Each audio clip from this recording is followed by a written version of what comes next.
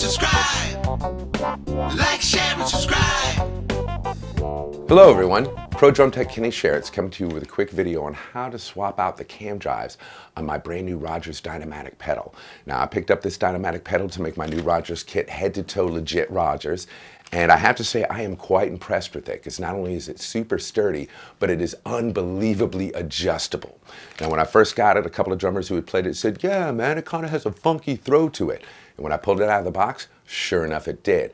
But it is so adjustable that within minutes I was able to adjust the height of the beater, the height of the frame, the angle of the throw and the angle of the cam to where I got a silky smooth stroke out of the pedal that was adjustable to a ton of different feels, from a big powerful rock and country pedal for big beats to a fast rebound oriented pedal that's for gospel chops and funk fills, to the lighter touch of a vintage style pedal, which is why we're going to be doing the strap drive today, so I can see just how vintage a feel I can get out of this pedal, thereby adding yet another dimension of adjustability to this pedal. Because as a pro tech, the one part of a drummer's regimen or setup that I know is truly personal is bass drum pedal tension.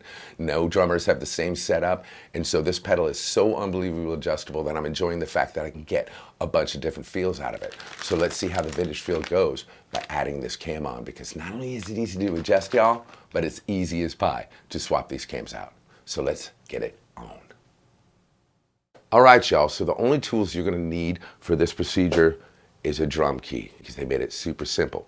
And before we start this process, what I wanna do is kind of line up this pedal so I get an idea of just where this cam is gonna sit and how I like it to feel. And you can slide it right on the thing, get a good look at it and say, hey, now I have a mental image of where I want this drive to be so it matches up with the feel that I currently have. Now that I've done that and got a good idea of how it works, I'm gonna go ahead and slide this cam off, and it's easy as pie. Look at this, y'all. Just undo this drum key knob, and it comes right off, y'all. And that allows you to just get right under here, loosen up the other tension rod. I don't know if you can see this in the camera, but I'm gonna show it to you, make sure you can. And this way you wanna be a bit more careful of, because you don't want the bolt just dropping out, shooting out, and there's a washer in there that's stuck to it, but you wanna make sure you don't lose it, y'all. All right, here we go, coming out, almost there. Oh, just a little bit more. All right, boom, this one's out. And let's go ahead and return to this procedure, which is about this simple, y'all. Just line it up. Let me show you over here on this camera. You can just line it up, get it in with your finger a little bit, get it in, align it, there we go. All right, and then I'm gonna make sure the strap drive is aligned straight back to forth and sitting properly, and boom, we tighten that bad boy down. The key is making sure the strap pulls evenly against the pedal. That way it's sitting right in the center. And you can tighten that bad boy down. Then all you have to do is come back here.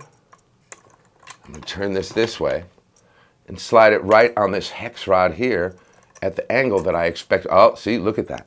Now this can slide around itself, so you do have to hold onto it. And that's why I recommended making the little visual adjustment before you put this bad boy on, because this can actually slide around. I can see it's not quite as high as I want. Boom. Oh, look at that. Quick, easy adjustment of the pedal height. And again, this adjustability is phenomenal. It's not just limited to this hex bolt. You can slide it around the hex bolt, get a nice, oh, look at that. We done. And I'm gonna go ahead, double check the tightening on all of it, just to make sure we are rock solid.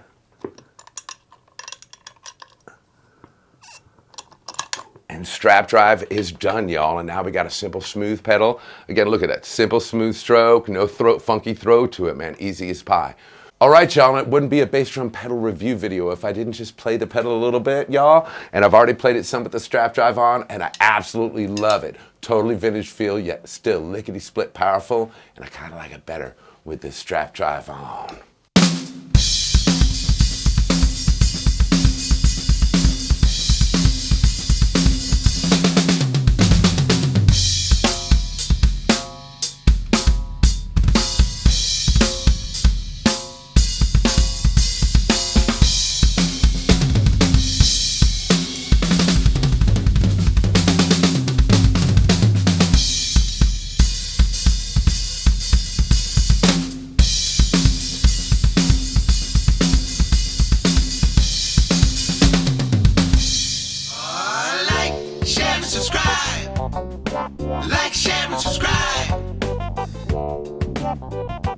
Like, share, and subscribe.